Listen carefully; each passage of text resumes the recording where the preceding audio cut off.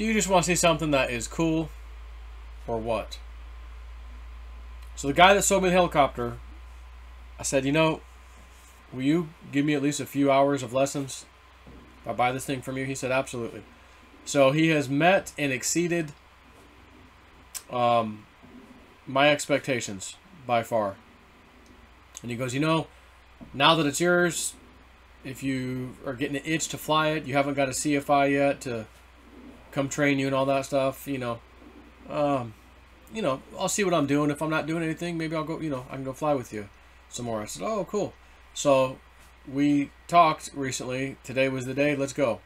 So I meet him down at the little airport, and he goes, I don't think I want to do the same stuff you've been doing, pick it up, hover, 90 degrees, set it down, pick it up, 90 degrees, set it down, maybe do some pattern work around the airport, He goes, let's go into let's do a little bit of confined area training.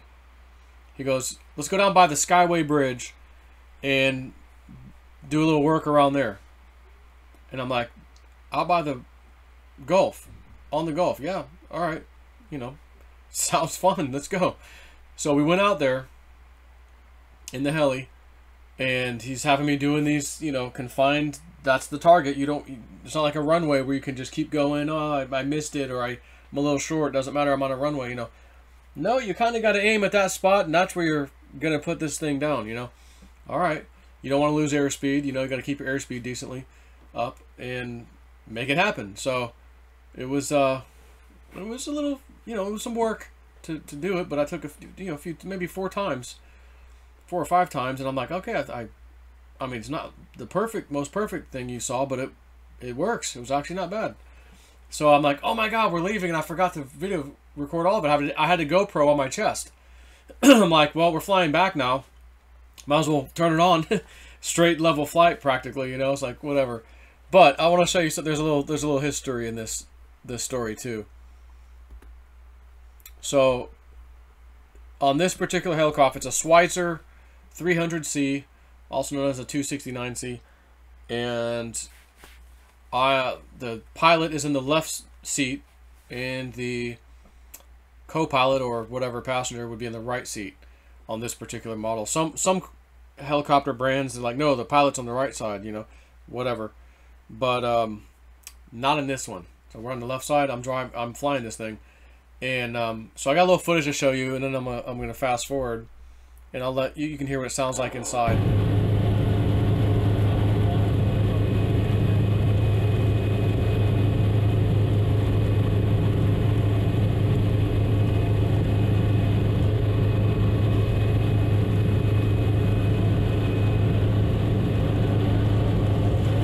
So we're cruising at you can just see this gauge right here, and it's the inner numbers are miles per hour, the outer numbers are knots. So we're doing was about 90 something knots. Basically we were right around 100 mile an hour almost, 95 mile an hour, and just basically hugging the coastline on this side. Onto the left, which you can't see, is MacDill Air Force Base, and you pretty much need to be about 6 miles out of their range to not be in their restricted airspace. So we're outside the range, just cruising on back. And so a little history up here. So this area is called Ruskin, Florida, and there's this little string of little mini islands and stuff, and this whole area is called Cockroach Bay. Don't know where we got that name from, but that's what it's called. And there's actually a boat ramp that I don't know. Okay, right here's the boat ramp where my mouse is. And this island right here, I'm gonna back up just a little bit. Right in this area where my mouse is, like right there on that little piece of the island, is a very steep mound. I believe it is an Indian burial mound. And of course, highly illegal to dig into that or mess with it. But that is an Indian burial mound.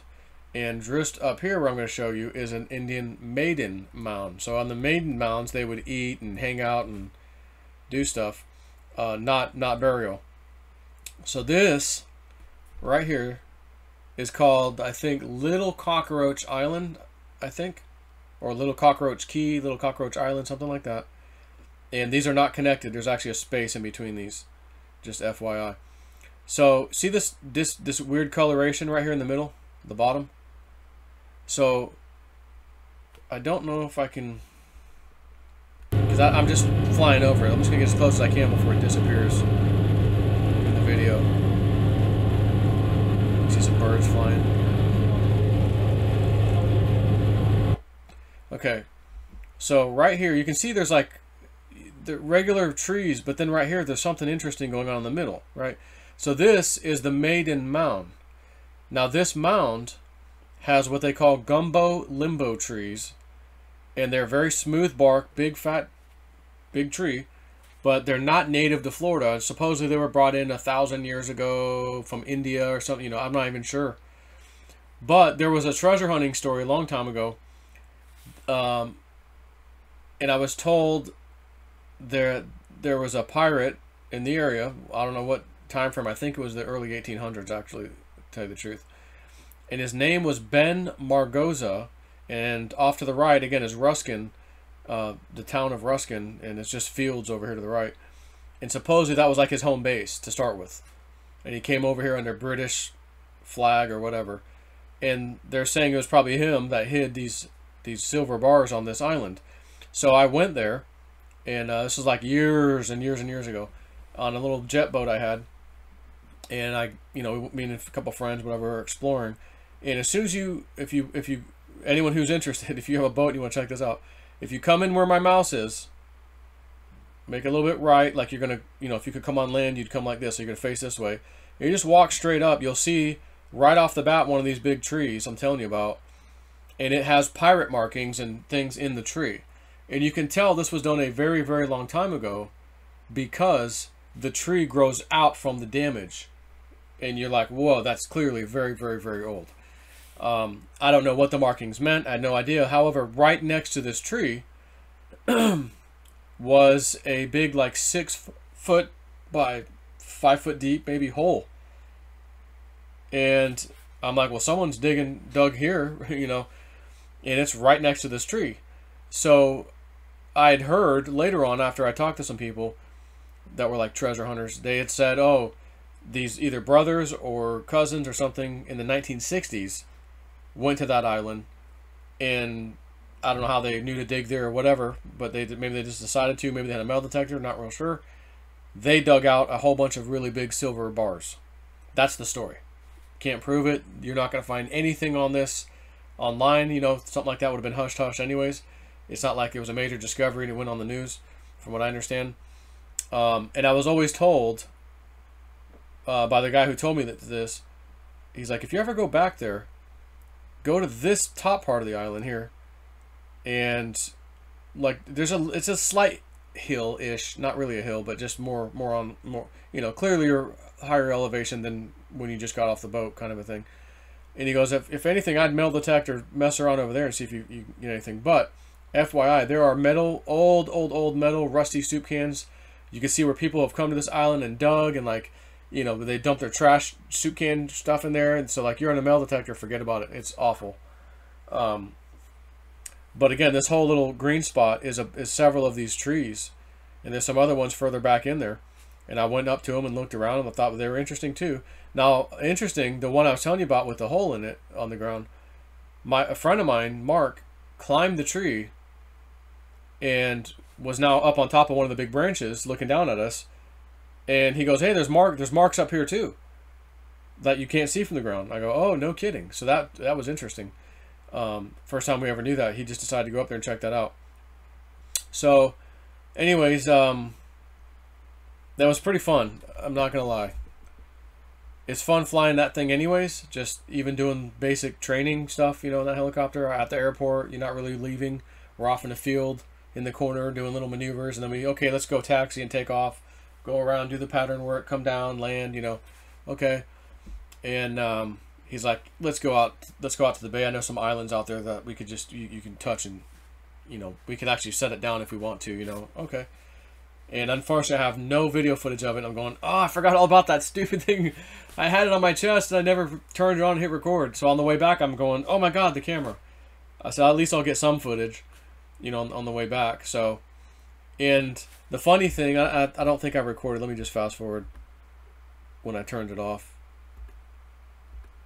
Yeah, we got back over traffic, so I'm over the interstate looking down, all the traffic, stop, go, cars everywhere. Oh my God, I'm like, dude, we don't have to deal with none of that. Straight line, we're doing almost 100 miles an hour. This is great.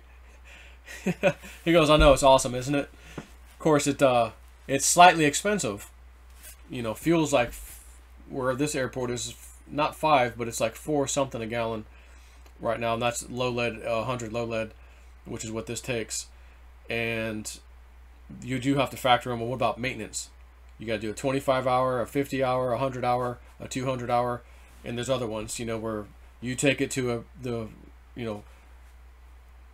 aviation repair facility, whatever they call themselves, an A&P mechanic, basically air mechanic, and they do what's required, the hourly thing that's up next or whatever. So that gets expensive, you know. To have this thing is probably going to be several thousands of dollars every year, just in, oh, you got to do your 25, whatever, your 50, your 100-hour, and you got to get your annual every year. You got to do your annual. So when you do your annual, it depends on what's coming up. They may include it with it, you know. Oh, you got your 100-hour coming up, or your 200-hour. Let's do that while you have it. Okay. And then, oh yeah, you need to do this. You need to have that. Those bearings are, you know, need to be replaced now. They're, you know, close to expiring as far as the time's on them. Like, all major components, even on airplanes, but in a helicopter too, have times. So that one thing may be 2,000 hours. That one may be 1,500 hours. That one might be 800 hours. You know, and you got to replace it. There's no such thing as, well, I think I'll just leave it. Like, you got to replace it. It's time, even though it's working fine, nothing's wrong with it. Well, the maintenance manual says at 800 hours, you have to replace that. Okay. Done. You got to do it. So I'm not looking forward to that. But again, Sheba got those profits. Oh, God, that was epic. Now, the other day, since we're in here, I forgot. So I'm like, wait a minute, that doesn't look like a helicopter. I go, oh, that's the trike, isn't it? So if you want to just quickly take a look at this. This is the trike, and again, this is what it sounds like inside or on it. Not really inside, because it's kind of like a motorcycle in the sky. So that's runway 5. Go ahead and turn the volume down. Well, not yet. You'll hear me let off the engine acceleration, where I basically coast down at idle.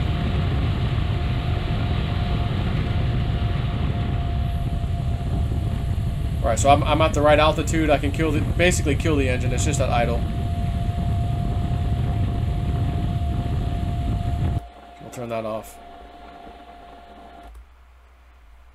And this is the trike. So this is, again, the same chest camera. It's almost time to call it quits. This was my final landing. And you know, I got my landing lights on. I got, you know, everything on. I didn't need the runway lights on, so that was okay. And I think there was a kind of a pretty decent crosswind, if I recall. I don't remember if this was the one I filmed or not. Push your bar out. Don't let it touch, don't let it touch, don't let it touch. Bar out, bar out, bar out, all the way. Boom. A little bit of a nose hop. Done, son. My nice hairy legs in your face. That's worth at least a couple million Sheba tokens. Actually, no, it's probably worth a couple billion, because million Sheba tokens is nothing. Ain't worth nothing, son. Oh, actually, I took it back off again, so that wasn't my final. Just watching myself. Yeah, I actually took it back off. Anyways, but that's what I'm learning. Trying to learn how to fly these things. I can fly that trike pretty well. Helicopter is a whole different animal. It is not easy. You've got 3 things you have to deal with. Hand on the cyclic or the stick. Left hand on the collective, which is up and down. Feet on the pedals for the rotor, tail rotor, to turn you if you need to. And you have all this stuff, and if you pull up on the collective, it's going to want to turn a certain way. If you're putting to the left, if you pull down on the collective as you come down, it's going to want to go to the right. So your pedals, but as you're coming down, and you know, you're kind of going to the right, whatever. You've got that right pedal, not necessarily going to the right. You got that right pedal to keep it straight, because you're losing your altitude and just the way the rotors are turning because of what you're doing, or the angle, I should say. It wants to go to the right or the left, so you're using right pedal to keep it to the right. And then as you pull back up on the collective, as you do one of these maneuvers on the helicopter to arrest your descent or forward speed, you know, because now you're ready to stop and just land. You know, you were coming in like this, so then it's like, okay, pull back on the cyclic, the stick, to slow yourself way down. And as you're doing that, it's going to want to go to the right, because you're also, you know, you've got that collective down, but now you got to pull the collective up, because now she really wants to go back down. So you pull the collective up, and now she wants to spin to the left because you pulled the collective up. So now you, or should I say the right? Excuse me, I think I had that backwards. And now you've got to use left pedal instead of doing the right pedal as you're on your way down. Now you're doing your left pedal as you're pulling back up on the collective to not slam into the ground. So it's like you have to learn all these things. And this particular helicopter doesn't have a governor. It's not made for one, which keeps the RPM at the perfect RPM, essentially the engine at the right RPM. So you have to manipulate the RPM, and you can, like a motorcycle or something, you can hear it. Where you go, oh, I can already tell I need more RPM. You look down at the gauge, yep, it's a little low, whatever, crank it up a little bit. And you have that in your hand on the collective. There's a little throttle knob, basically. So yeah, there's a lot to learn, but I can tell you, like anything, you stick with it, you learn it, you start to get things down. Like I can now like sidestep to the right, left, do all this stuff, which was kind of difficult, you know, where we turn it sideways and then go like this. You know, okay, now stop on the ground, you know, like a few feet off the ground. Now turn it this way, sidestep that way, you know. And you want to keep your, you know, the helicopter facing a certain way. So use your pedals, you know, as we're doing this. If you need to, oh, we got a crosswind in the back, you know, back tail crosswind back there. Okay, so it's wanting to fight me. I got to give it more, you know, more tail rotor essentially in that direction, because it's, you know, against the wind or whatever. But again, it's like anything, you learn this stuff, you practice it, you do it, and you'll become good at it. And for honestly, now I probably got about 11 hours. I think we were probably gone for 3 hours today, and I had 8 hours before worth of him teaching me. Doesn't actually count in my logbook because he's not a CFI, but it's at least, you know, some training, so that when a CFI does come down, he's gonna be like, damn, you can fly kind of pretty good, you know, already. Let's practice some advanced stuff. We don't need to teach you these other things. Let's do some advanced stuff. Let's do your auto rotations, you know, engine out stuff where you have to land that thing. Where are we going? The engine quit, you know, okay, over here, right there. Let's put her down. Doing the technique that you do during an auto rotation. So it's fun, it's awesome, but it's very, you know, it's deadly if you do the wrong stuff, but it's very rewarding if you do the right stuff and fly around and get used to it and take people, which I can't yet, but, you know, take people up for a ride in a helicopter. And every time we're in that thing at the airport, like, everybody comes out to watch. He goes, oh, get used to it. He goes, no one cares about the airplanes. There's airplanes everywhere. He goes, when you come out and hear that rotor going, and people come out and they just want to watch. They want to watch you take off and hover. Like, they just want to watch a helicopter. I'm like, oh, okay, yeah. I go, yeah, I could see that. If I heard a helicopter, I'd come outside and look too, honestly. You know, just because you don't usually see them that often. So I thought that's kind of cool, but, you know, I don't really care one way or the other. I just want to learn how to fly this thing. So anyways, have a good Thanksgiving. Watch Sheba. I have a few orders in that filled, except for one. I got one low. A little lower than it is right now. I already posted this stuff on Patreon in advance. And we've had some orders filling on the way down. We're going to find out where the bottom is here shortly, I think, with Sheba. And maybe off to the races again as we start to get into December. And again, thanks to Sheba and Woo-Doo telling me in my Patreon right away, you just got a dream vision, go, you got to get this right away. And again, he gave us XLM to get and Sheba, but he thinks Sheba is going to go first. And it already has, but he goes, no, I think it's going to go way more. I just talked to him tonight, actually.